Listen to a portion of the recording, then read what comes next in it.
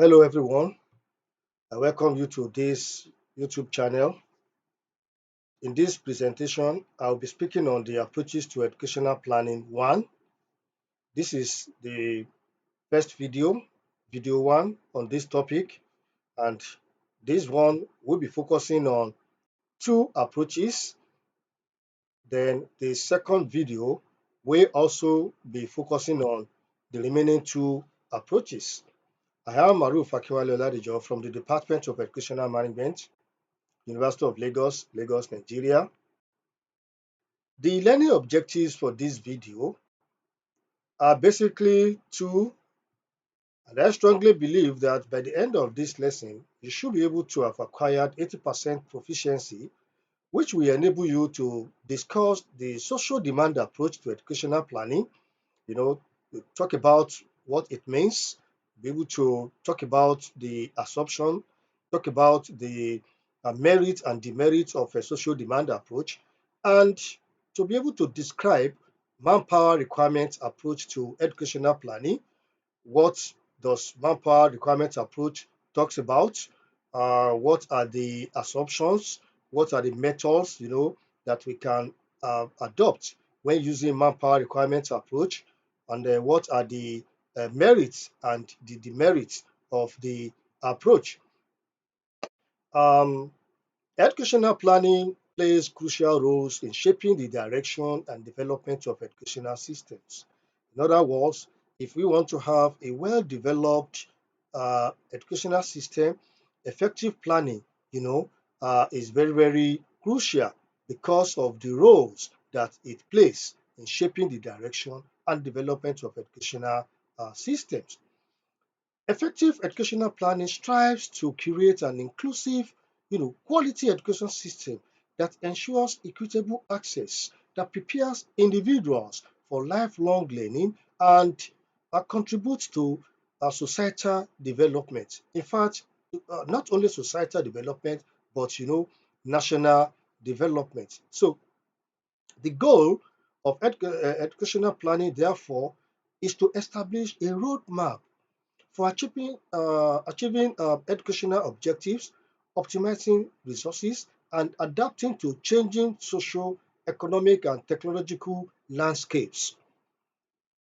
In view of the crucial roles that educational planning, plays in the development of educational system, there's the need for us to be acquainted with various approaches that we can adopt in an attempt at planning our education. So the approaches for this video are 2 in line with the objectives that I've already highlighted. And of course, the first one is the social demand approach. The social demand approach. This approach contends that education, especially primary or basic education, is a fundamental human right.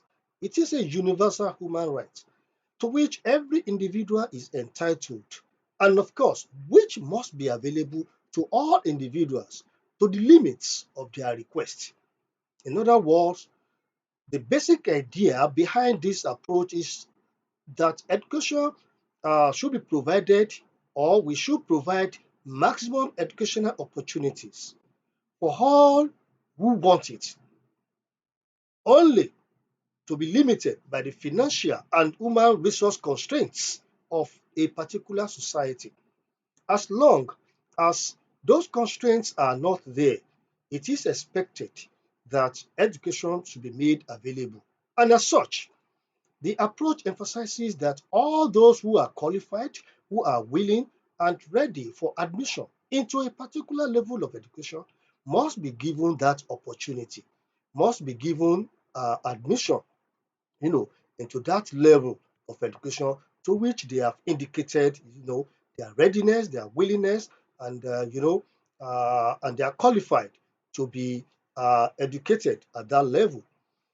The approach, that is social demand approach, considers education to be a consumption good, just like every other consumption good, be it bread or what have you.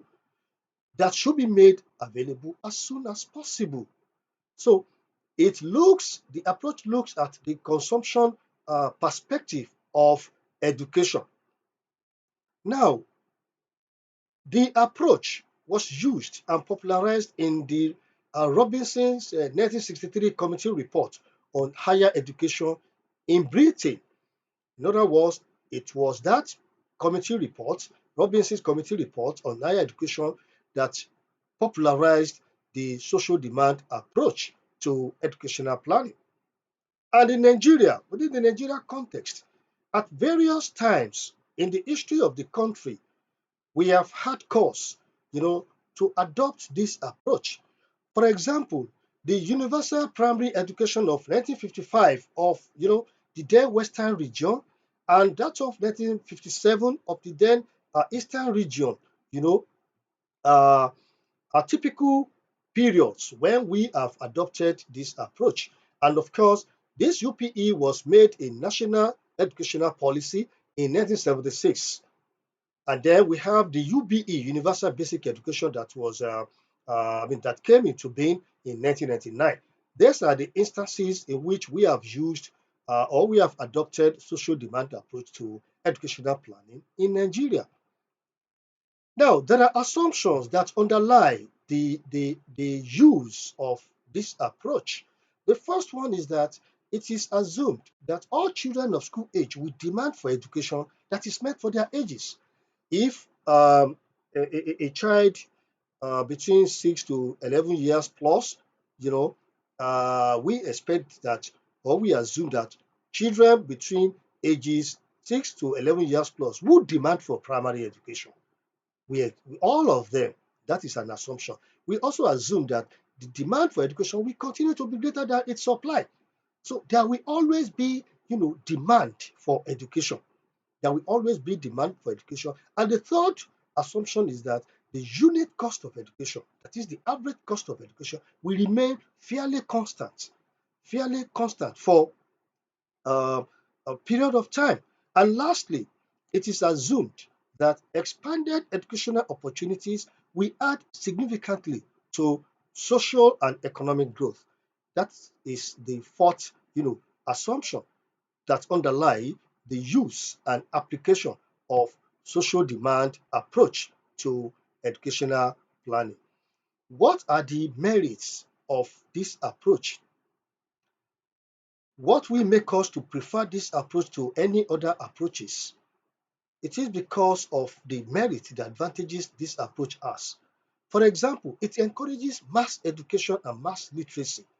You know, we want to make education available to everyone as long as they have shown interest, as long as they are willing, as long as they are, are ready. And when there is mass education, it will translate, into mass literacy. Everybody will be educated, everybody will be literate. Then the second merit is that it is an instrument for building egalitarian societies where everybody will be treated equally because we want to make education available to everyone. So we want to, create equal educational opportunities for every citizen. By so doing, it is a social demand approach now serves as an instrument for building egalitarian society.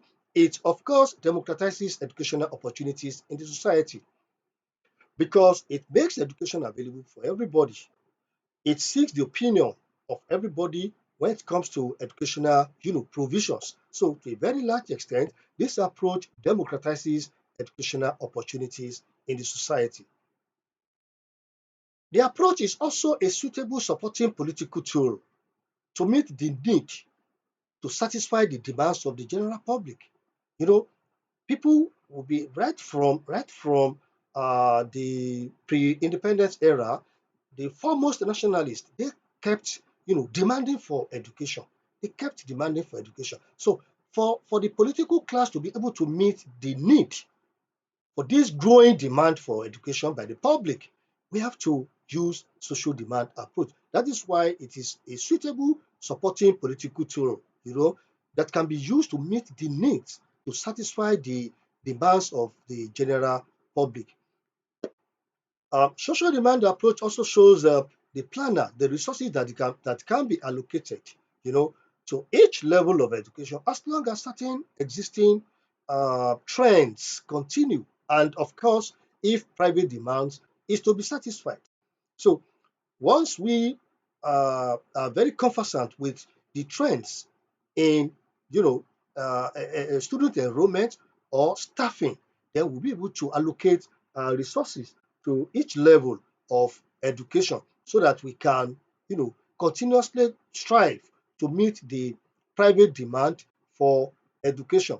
Also, the demerits of social demand approach, because it is not that this approach, in spite of the merit, the advantages, its strong areas, it doesn't have its own disadvantages.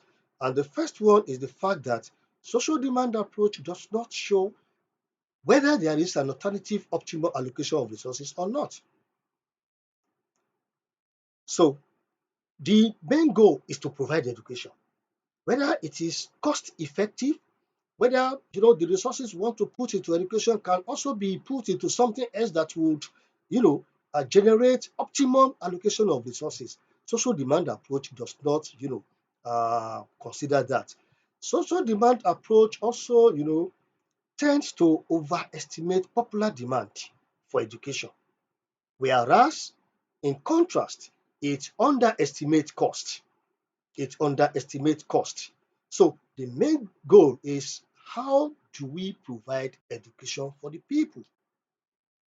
So that demand for education is usually being overestimated, whereas the cost that will be needed to provide this education are usually being underestimated. Then social demand approach is also disadvantageous in the sense that few countries are in a better position, you know, to afford the cost of providing education to all and sundry.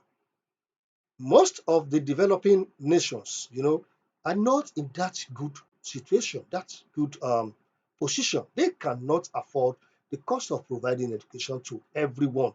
They cannot. Maybe because of the level of poverty or what have you. Then, mass education may tend to give rise to quality education. I mean, to low quality education, because the approach is all about making education available. It emphasizes quantity at the expense of quality. So, with that, it may give rise to low quality, education, low quality education. In the same vein, which is similar to the one I just said, is that it emphasizes quantity at the expense of quality. You know, when we adopt this approach, there is automatic promotion. Whether a pupil, merits being promoted to the next higher level, it doesn't focus on that. It doesn't concern itself with that, because what it focuses on is automatic promotion. So there is no repetition, because it emphasizes quantity at the expense of quality. Then, of course, it usually leads to an increase in the cost of education. In Nigeria, when this approach was used, by implementing the UPE or the UBE, it led to the need to build more schools. It led to the need to recruit more teachers and, make other educational resources available. And all this translates into huge, uh, cost of education. And that is why I said, in developing countries, this may be very difficult to do, to make education available for everyone. And of course, the approach is not usually cost effective. It does not usually cost effective, because it tends to require a large chunk of the national budget. And wherever we have irresponsible governments, this may be practically impossible. where government does not really, inject adequate financial resource into education, if it does not give, education top priority in budgetary allocation. So it is usually not cost effective. And of course, finally, the social demand approach fails, you know, to consider the vacancies and capacity of the labor markets, occupational and industrial, to absorb the graduates of the educational system. What it focuses on is production, production, production. Keep producing people, give them education. And the graduate from the educational system may now find it difficult, to enter into labor market, because the capacity of the labor market may not be enough, to absorb them. Now, the second approach in this video presentation is on manpower requirements approach. We call it manpower requirement approach, or forecasting approach. Um, it is a forecasting approach because it focuses on the number and quality of skilled workers needed to sustain economic development and growth. You take a look at the economy. What are the kinds of skilled workers that are in short supply? How do we, forecast? How do we project the number and the quality of these skilled workers that we will need to be able to sustain the economic development and growth? So, MRA is an attempt to develop a nation's human resources in order to meet the demands of our economy by applying it purposely, to aspects of needed skilled manpower in the labor force. So, unlike social demand approach that, uh, takes a look at the entire educational system, this approach is usually being applied purposely to those aspects of needed skilled manpower in the labor force, not every aspect of the, economy is being focused on. And the approach emphasizes the need for planners to reflect on the areas of manpower needed in the society and use it, as a basis for planning educational system. So once educational planners are able to have an idea about those areas of manpower that will be needed in the society, then this can now form the basis for planning education of that society or country. Now, manpower requirements approach also states that manpower is changeable. You can change manpower, with the power of education. And manpower can be customized according to the social, technical, and economic development of the society, because it is the social, technical, and economic development of the society that will dictate the kinds of manpower that we need. So we can customize the needed manpower in line with the social, technical, and economic development of the society. And of course, emphasis is usually placed on forecasting and training appropriate manpower, you know, relative to the dictates of the labor market. So it is what is happening in labor market that will serve as the direction that will dictate, the kind of training or the kind of manpower that we will need. So that is why I said manpower requirements approach is the same thing as is a kind of forecasting approach, because we usually emphasize forecasting and training appropriate manpower in relation or a response to the dictates of the labor market. Now, unlike social demand approach, manpower requirement approach, considers education as an investment good. You invest with the hope that in the future you get your returns. You get your returns. So While social demand approach, considers education as a consumption good, um, manpower requirements approach sees education as an investment good. What are the assumptions that underlie, the application or the adoption of manpower requirements approach to educational planning? There are four. The first one is that we assume there is a direct relationship between increase in skilled manpower and productivity. That is, the more skilled manpower we have, the higher the productivity.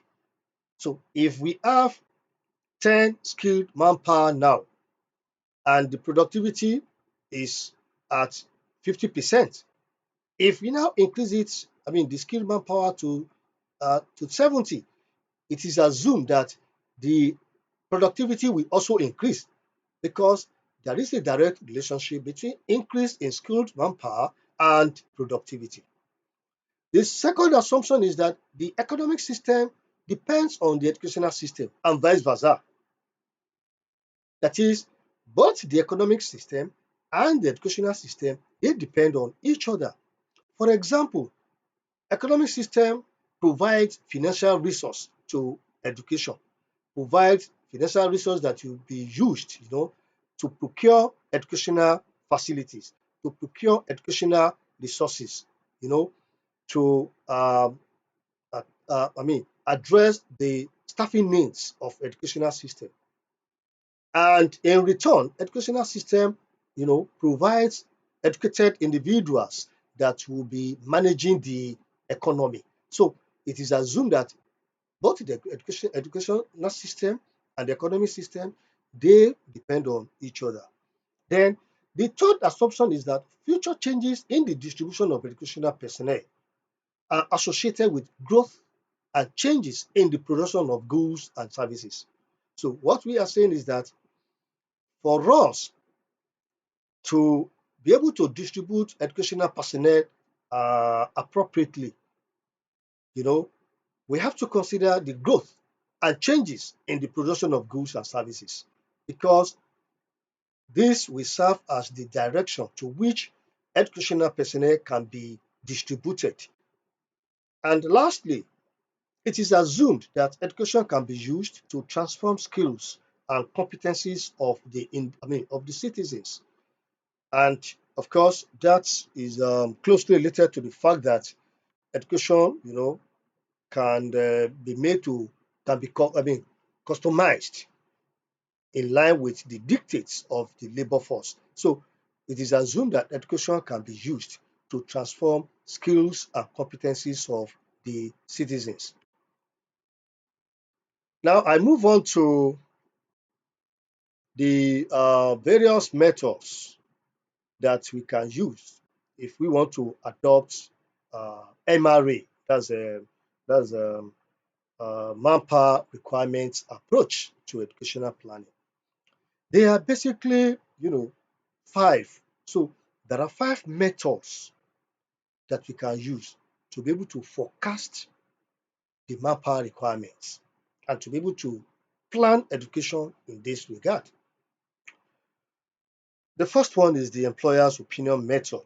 The employer's opinion method. And this has to do with seeking the opinions of the employers of labor with the aid of questionnaires or survey as regards the number and categories of workers they expect to employ in the next few years.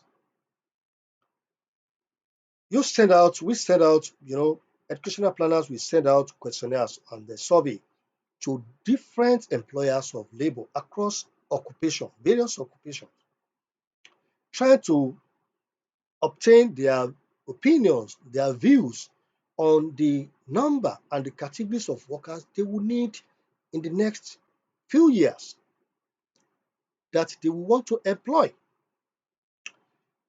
And at the end of the day, we now aggregate, we estimate possible retirements and death. We carry out a statistical estimation of possible retirement and death across, different occupations to be able to come up with possible number and categories of workers that the employers of labor will need in the next few years. For example, if at the end of the exercise we found out that employers of labor will want more, you know, teachers, or we want more doctors, we now plan our education in such a way that admission into those areas will be given top priority, so that in the next few years we'll be able to produce teachers, we'll be able to produce more doctors. That is what employers' opinion method is all about. Then we have the incremental labor output ratio method. Incremental labor output ratio method. Increase in labor, increase in output, then their ratio. So this method entails the extrapolation of trends. What is the trends, in the ratios between particular types of manpower in a category of occupation. Then output to industrial output or national income. So we need to study the trend in labor with regards to a category of occupation. We need to, study the trend in output, you know, to industrial or national income of that category of occupation. Then we now extrapolate. We now extrapolate. So that is incremental labor output ratio method. The next one is the Payne's Mediterranean Regional Project Method. The Payne's Mediterranean Regional Project Method. So this method involves stages. We have to first of all project a target gross national product. What is our target with respect to gross national product in a future date? In the next 5 years, what's our target? We project possible targets of our gross national product. So a supply of educated manpower required to meet the set GNP target. So after projecting the target of GNP in the next few years, 3, 5, 10, then we now relate it to the supply of educated manpower. What is the possible, you know, uh, number of educated manpower that we will need to be able to meet the already set GNP target? That is the third method. And this method has been used by the Organization of European Cooperation and Development, OECD, in their various educational plans that they, you know, carried out for quite a number of European countries. Then the fourth one, the fourth method under uh, uh, manpower requirements approach to educational planning is the international comparison method. The international comparison method. This method involves, the use of time series data, the use of time series data of one advanced country to help in forecasting the distribution of labor force by occupation and education in another country that lacks the required series data for the application of this method. So what I'm saying in essence here is that if, for example, Nigeria, and of course Nigeria has used it in 1960, so if Nigeria want to use this international comparison method, of forecasting the manpower requirements in order to plan our education, we can collect time series data of Great Britain or the US and and use this time series data to forecast the distribution of our own labor force across education, occupation, because we lack this required series time series data. So we can use this method. There is this rule of thumb. Abinson's rule of thumb is one instance in which we have used this method. So Nigeria's Ashby report of 1960, which focused on the development of higher education, basically or mainly university education, is one typical uh, period that we have used the rule of thumb. Obviously, is the rule of thumb, which has to do with the adoption of the international comparison method. The last one is the density ratio method. Remember, I'm still talking about those methods that we can use anytime we want to adopt the manpower requirements approach to educational planning. So the density ratio method has two stages. The first stage has to do with the estimation of stable fractions, you know, stable fractions of qualified manpower in the labor force of any nation's economy, any nation. Take a look at a country that has stable fractions of qualified manpower in the labor force. Then you applied the obtained fraction to various demographic forecasts of the total labor force distributed on sector basis in your own country. So this one is meant for long-term educational planning. It's actually meant for long-term educational planning, and it has been successfully used by the defunct Soviet Union, by the defunct Soviet Union. Now, what are the advantages of MRA? The approach ensures that only the right quantity and caliber of manpower needed for national development are produced. Because by the time we are done with the various methods that I just explained, we will have an insight into the appropriate quantity, number, the appropriate caliber of manpower that we need, that will engender effective national development. And so we will now focus on the production of this right quantity and caliber of manpower in the economy.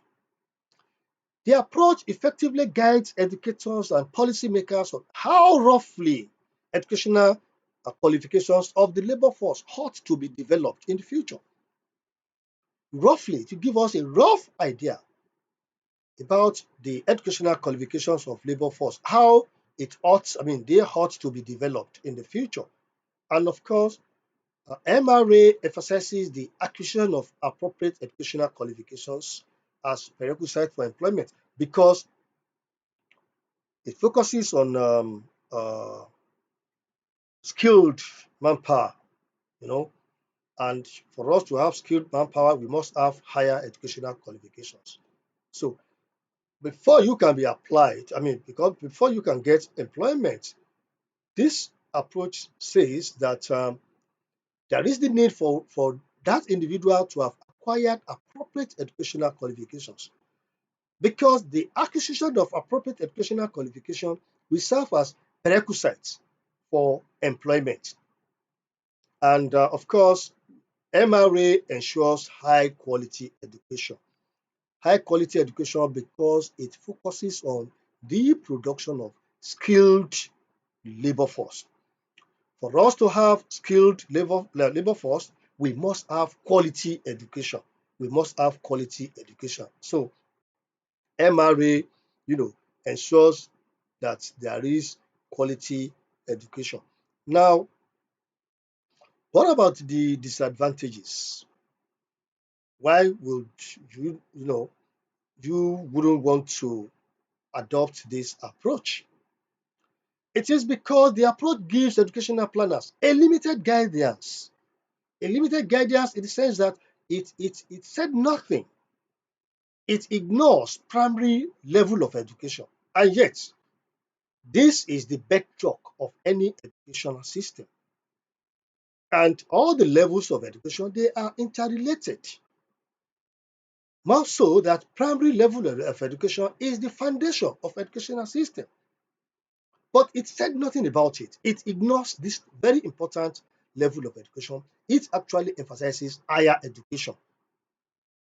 Maybe because it focuses on the production of skilled labor, skilled, workers. So it ignores. And with that, there is limited guidance for the educational planners to be able to take informed decisions. Secondly, manpower requirements approach ignores the principles of cost-benefit techniques. And of course, cost-benefit is another approach anyway. But what I'm saying here is that it doesn't consider the cost. It only focuses on benefit, trying to to produce skilled, manpower. But what about the cost that will be involved in producing the skilled manpower? There are principles that underlie the use of cost-benefit, techniques, but this approach ignores it. Then the third one is that manpower requirements approach also ignores social demands for education. That is, it does not consider the aggregate demand for education. What it does is, okay, where are we experiencing shortage of manpower?